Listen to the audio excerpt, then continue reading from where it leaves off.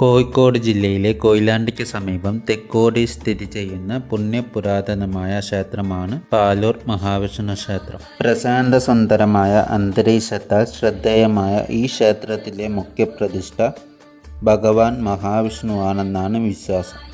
കേരളത്തിലെ പ്രസിദ്ധമായ ഭദ്രകാളി ക്ഷേത്രങ്ങളിലൊന്നായ കൊല്ലം പിഷാരകാവ് ദേവീക്ഷേത്രത്തിൻ്റെ ഉപക്ഷേത്രം കൂടിയാണ് ശ്രീ പാലൂർ മഹാവിഷ്ണു ക്ഷേത്രം. തിക്കോടി തീവണ്ടി ഓഫീസിന് തെക്കുമാറി 300 മീറ്റർ അകലെയായാണ് പാലൂർ മഹാവിഷ്ണു ക്ഷേത്രം സ്ഥിതി ചെയ്യുന്നത്. മകരമാസത്തിലെ ആദ്യ തിങ്കളാഴ്ചയാണ് ഇവിടുത്തെ പ്രതിഷ്ഠാദിനം എന്നാണ് വിശ്വാസം.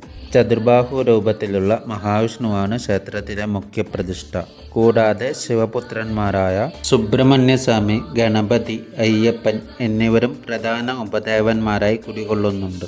അത്യന്തം ശക്തിയുള്ളതും നിത്യ ആരാധനയുള്ളതുമായ ബ്രഹ്മരസസ് ഈ ക്ഷേത്രത്തിലെ പ്രത്യേകതകളിൽ ഒന്നാണ്.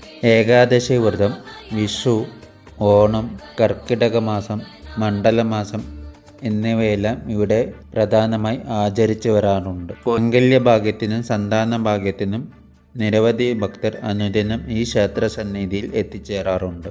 ക്ഷേത്രത്തിൻ്റെ പ്രകൃതി രമണീയമായ സ്ഥാനവും ശാന്തമായ അന്തരീക്ഷവും ഭഗവാന്റെ ശാന്തസ്വരൂപത്തിന് മാറ്റുകൂട്ടുന്നു എന്നാണ് വിശ്വാസം.